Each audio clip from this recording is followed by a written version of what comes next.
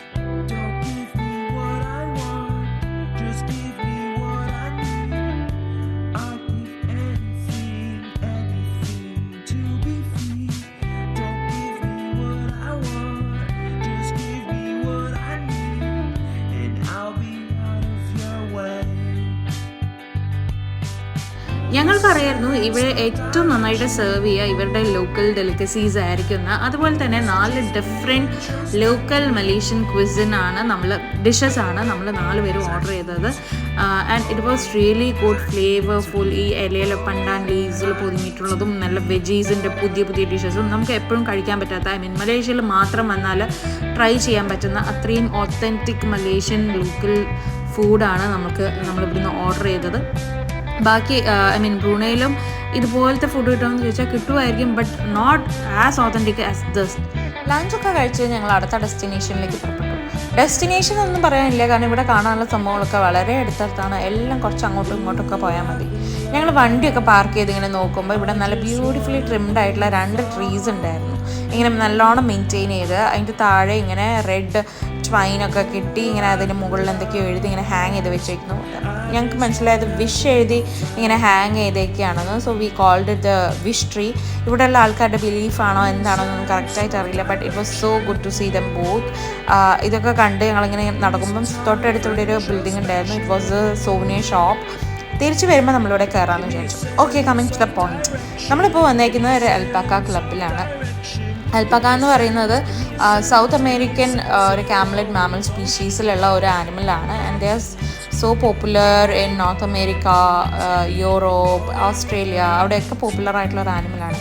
ഇവർ മോസ്റ്റ്ലി ഇങ്ങനെ mountain regions അല്ലെങ്കിൽ ഹയർ ഓൾട്ടിറ്റ്യൂഡ് മൗണ്ടൻ ടെമ്പറേച്ചേഴ്സിലൊക്കെ ഇങ്ങനെ ഗ്രേസ് ചെയ്ത് നടക്കുന്ന ആനിമൽസാണ്. Traditionally they were seen in herds ആയിട്ട് അല്ലെങ്കിൽ ഗ്രൂപ്പായിട്ട് ഇങ്ങനെ ഗ്രേസ് ചെയ്ത് നടക്കുന്ന ആനിമൽസ് ആയിരുന്നു. പക്ഷേ മോസ്റ്റ് റീസെൻ്റ്ലി ഇവരെ വേൾഡ് വൈഡിലുള്ള ഫാംസിലും റാഞ്ചസിലൊക്കെ കണ്ടുവരാറുണ്ട്. വേൾഡ് വൈഡിലായിട്ട് അവരെ ബ്രീഡ് ചെയ്യിക്കാനും അവർ പോപ്പുലർ ആയിരിക്കുന്ന മറ്റൊരു റീസൺ എന്ന് പറയുന്നത് അവരുടെ വൂളാണ്. അവരുടെ ഒരു ഫൈബർ കോട്ടിംഗ് ഉണ്ട് അവരുടെ പുറത്തുള്ള, അതിനെടുത്ത് ക്ലോതിങ്ങിനും കോട്ടിങ് ഉണ്ടാക്കാനും കരുത്തിനൊക്കെ വേണ്ടിയിട്ട് യൂസ് ചെയ്യാറുണ്ട്. അങ്ങനെയാണ് അവർ പോപ്പുലർ ആയത് ഇപ്പം. ഓൾസോ ഇവരെ ജനറ്റിക്കലി ഈ അൽപാക്കാസുമായിട്ട് സിമിലർ ആയിട്ടും കുറച്ചും കൂടെ റിലേറ്റഡ് സ്പീഷീസുമായിട്ട് ഒരു ഇലാമ എന്ന് പറഞ്ഞിട്ടുള്ള ഒരു ആനിമലും ഉണ്ട്. പക്ഷെ വിസിബിളി അൽപാക്ക എന്ന് പറയുന്നത് ഷോർട്ടർ ഇൻ ഹൈറ്റാണ്. നമുക്ക് വേഗം അവരെ ഡിഫറൻഷ്യേറ്റ് ചെയ്യാൻ പറ്റും. പക്ഷെ രണ്ടും കുറച്ചും കൂടെ സിമിലർ ആണ് കാണുമ്പോഴൊക്കെ. ഹൈറ്റ് ഡിഫറൻസ് കൊണ്ട് നമുക്ക് ഇവരെ പെട്ടെന്ന് മനസ്സിലാക്കാൻ പറ്റും. ഓൾസോ ഇവർ കമ്മ്യൂണിക്കേറ്റ് ചെയ്യുന്നതിനൊക്കെ ഒരു പ്രത്യേകത ഉണ്ട്. ഇവർ ബോഡി ലാംഗ്വേജ് കൊണ്ട് നന്നായിട്ട് കമ്മ്യൂണിക്കേറ്റ് ചെയ്യും.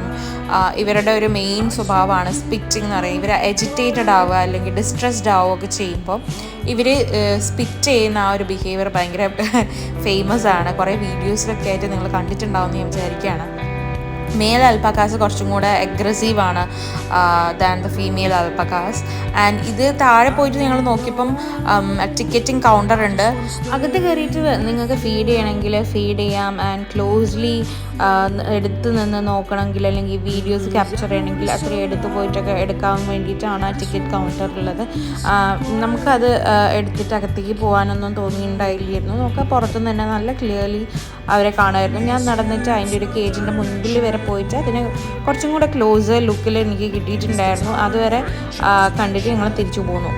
ടിക്കറ്റൊക്കെ എടുത്ത് അകത്തേക്ക് പോകുന്ന ആൾക്കാർക്ക് ഇവിടെ വലിയൊരു കോഷൻ ലിസ്റ്റും ഒരു ഇൻസ്ട്രക്ഷൻസ് ഒക്കെ കൊടുക്കുന്നുണ്ട്. Because of the unique mannerism of alpaca. ഇതിൻ്റെ ആ ഒരു അഗ്രസീവ് സ്വഭാവം കൊണ്ട് തന്നെ ആണെന്ന് തോന്നുന്നു നമ്മളിങ്ങനെയൊക്കെ ബിഹേവ് ചെയ്യാൻ പാടില്ല, ഐ മീൻ അതിനെ അപ്രോച്ച് ചെയ്യുമ്പം ഇങ്ങനെയൊക്കെ ചെയ്യാൻ പാടില്ല എന്നുള്ള പറഞ്ഞിട്ടുള്ള ഒരു ലോങ് ലിസ്റ്റ് ഞാൻ അതിൻ്റെ പുറത്ത് തന്നെ ഇങ്ങനെ ഇവർ ഹാങ് ചെയ്തിട്ടേക്കുന്നൊക്കെ വായിച്ചായിരുന്നു. ബി കോഷൻ ഇൻസ്ട്രക്ഷൻസ് എന്നൊക്കെ പറഞ്ഞിട്ട്. ആൻഡ് അത് ഈ ഒരു പ്രത്യേക സ്വഭാവം കാരണം തന്നെയാണെന്ന് ഞാൻ വിചാരിക്കുകയാണ്. ആൻഡ് ഈ ആൽപ്പക്കസിനെ 2 kinds ഓഫ് ഇതിൽ ക്ലാസിഫൈ ചെയ്തിട്ടുണ്ട്. One is suri and other one is huacaya. Suri എന്ന് പറയുന്നത് ഇത് ക്ലാസിഫൈ ചെയ്തത് on the base of their fibre കേട്ടോ. അതിൻ്റെ ഒരു വൂൾ ബേസ്ഡ് ആയിട്ടാണ്. സുരി എന്ന് പറയുന്ന ആ ഒരു variety will give you straight wool. എന്താ ഹൊക്കായ എന്ന് പറയുന്നത് കുറച്ച് വേവി ടെക്സ്ചേർഡ് ആയിട്ടുള്ള വൂൾ തരുന്ന അൽപ്പാക്കാസ് ആണ്. ആൻഡ് ഇവർക്കുള്ള വേറൊരു പ്രത്യേകത എന്ന് വെച്ചാൽ they are seen in lot of different shades. White, cream, brown, gold, chocolate brown എന്നൊക്കെ പറഞ്ഞാൽ ഒരുപാട് ഷെയ്ഡ്സിൽ ഇവരുണ്ട്. നമ്മൾ അവിടെ നിന്ന് തിരിച്ച് വന്ന് നോക്കുമ്പോൾ ഈ സോണി ഷോപ്പിൽ കുറേ സോഫ്റ്റ് ടോയ്സ് ഒക്കെ ഉണ്ടായിരുന്നു. നല്ല ക്യൂട്ടായിട്ടുള്ള key chains, T shirts, pouches, purses ഒക്കെ ഉണ്ടായിരുന്നു. എന്തൊക്കെയൊക്കെയോ വാങ്ങണമെന്നുണ്ട്, പക്ഷെ നമ്മൾ അധികം ഒന്നും വാങ്ങിയില്ലായിരുന്നു. അതൊക്കെ കഴിഞ്ഞ് നമ്മൾ പുറത്തേക്ക് ഇറങ്ങി. And it was almost evening ഒക്കെ ആവാൻ പോകുന്നൊരു സമയമായിരുന്നു. കുന്തസാങ് ലോക്കൽ മാർക്കറ്റിൽ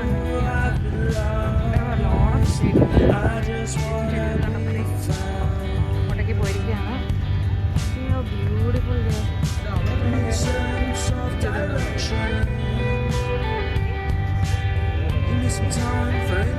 അപ്പം ഞാൻ ഓൾറെഡി പറഞ്ഞ പോലെ നമ്മളിവിടെ വന്നിരിക്കുന്നത് കുന്തസാങ് ലോക്കൽ മാർക്കറ്റിലെ പ്ലാന്റ് സെഷനിലേക്കാണ്.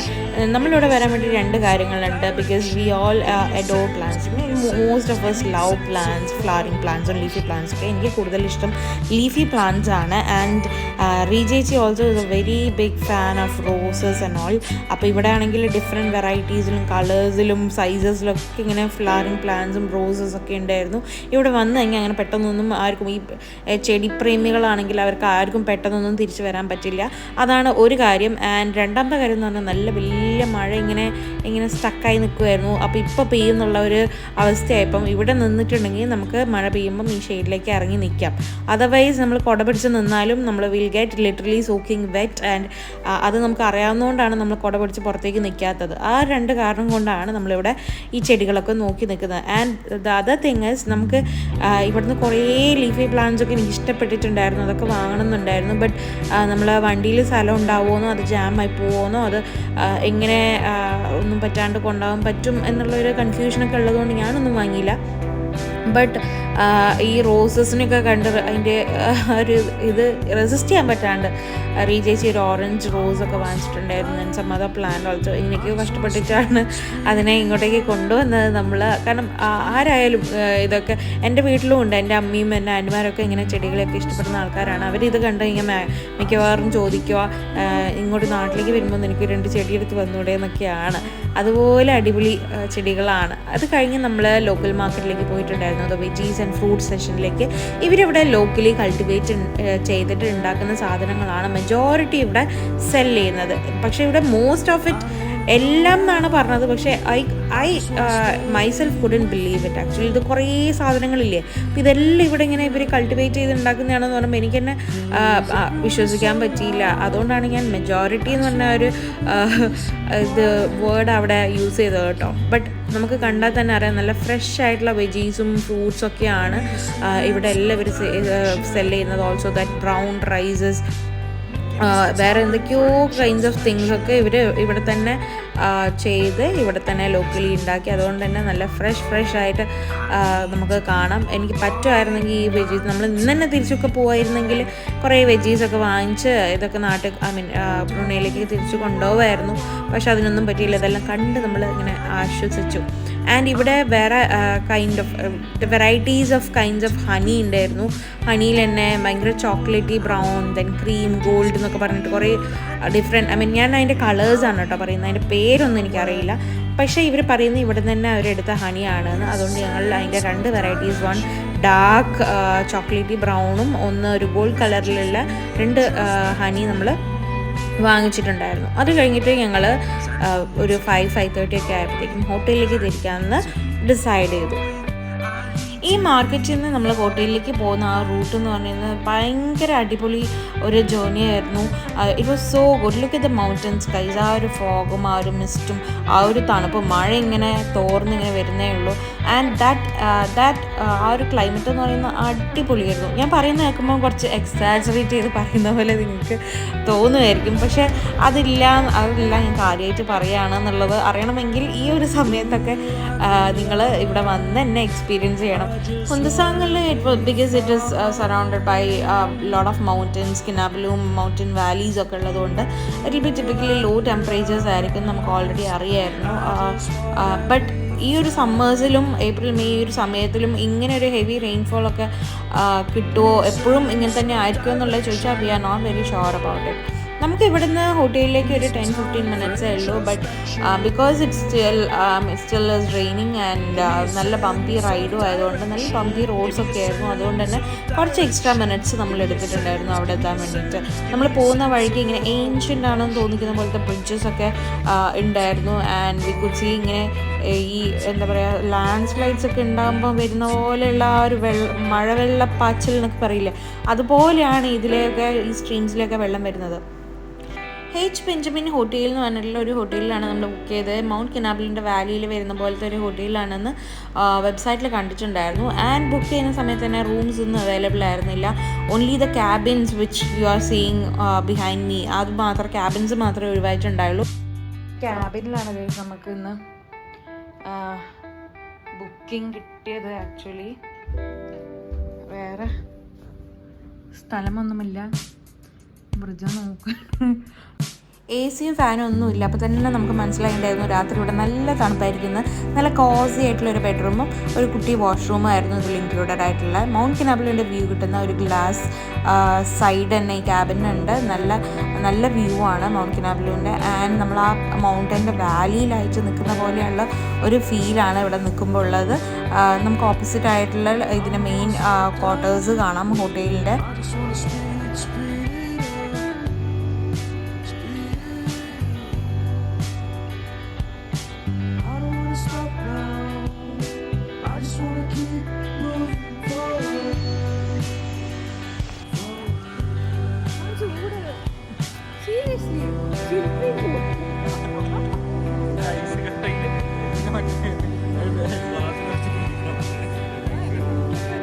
ഹോട്ടലിൻ്റെ മെയിൻ ബിൽഡിങ്ങിൻ്റെ ബാക്കിൽ മൗണ്ട് കിനാബലിൻ്റെ വ്യൂ ആയിട്ടുള്ള ഈ ഒരു ഫ്രെയിം എന്ന് പറയുന്നത് it was breath taking guys. It was so beautiful. ആ വ്യൂ എന്ന് പറയുന്നത് അടിപൊളിയായിരുന്നു. നല്ല വാം ലൈറ്റ്സ് ഒക്കെ ഇട്ടിട്ട് നല്ല ഫ്രണ്ട് കോർട്ട്യാർഡ് ഈ ഹോട്ടൽ പ്രിപ്പയർ ചെയ്തിട്ട് മുന്നിലുണ്ട്. ആൻഡ് ഇവിടെ കുറേ ടേബിൾസ് ആൻഡ് ചെയർസ് ഒക്കെ അറേഞ്ച് ചെയ്ത് വെച്ചിട്ടുണ്ട്. People can come here, have dinner, have coffee, play cards or do whatever, have your own time, the family time or whatever you want. ഇവിടെ ഉണ്ടായ തണുപ്പുകൊണ്ടാണോ എന്നറിയില്ല, ആയിരിക്കും മിക്കവാറും ഇവിടെ ഉണ്ടായ ടേബിൾസും ചെയർസിലും ഇരിക്കാനൊന്നും ആൾക്കാരൊന്നും ഉണ്ടായില്ലായിരുന്നു. നമ്മളിവിടെ വന്ന് നോക്കിയപ്പോൾ ഇവിടെ എംപ്റ്റി ആയിരുന്നു. But we loved this. നമ്മൾ ഈ തണുപ്പത്താണെങ്കിലും നമ്മളിവിടെ ഇരുന്ന് കുറേ നേരം സംസാരിച്ചു, ചൂട് കോഫിയൊക്കെ കുടിച്ചു, വി പ്ലേഡ് കാർഡ്സ്, അങ്ങനെ കാർഡ്സൊക്കെ കളിച്ച് രാത്രി ഡിന്നർ ടൈം വരെ നമ്മളിവിടെ ഇരിക്കുമായിരുന്നു.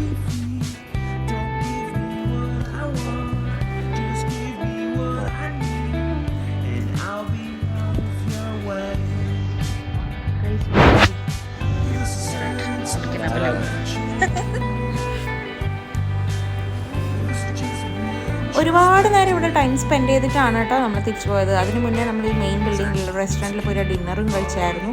ആൻഡ് നേരെ പോയി ഉറങ്ങിയൊന്നുമില്ല, ഉറങ്ങേണ്ട ഒരു മൂടൊന്നും ആയിരുന്നില്ല. നമ്മളെല്ലാവരും കൂടെ ഒരുമിച്ചിരുന്ന് കുറേ നേരം 12-1 മണി വരെ എങ്ങാനും കാർഡ്സൊക്കെ കളിച്ചിട്ടാണ് പിന്നെയാണ് പോയി ഉറങ്ങിയത്.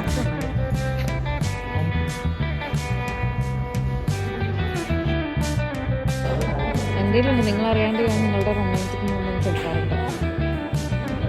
രാത്രി നമ്മൾ Chinese and Thai style fried rice പിന്നെ ബ്രിജോ ഗ്രിൽ ബീഫ് ബർഗേഴ്സും ഫ്രൈസുമാണ് ഓർഡർ ചെയ്തത്.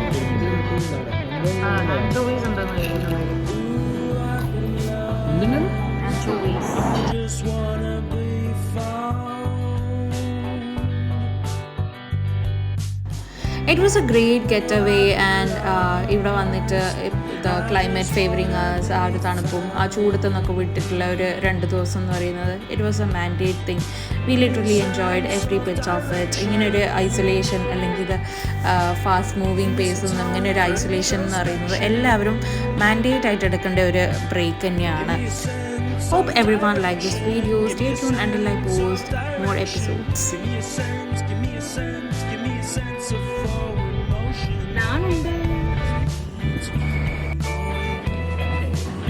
Mini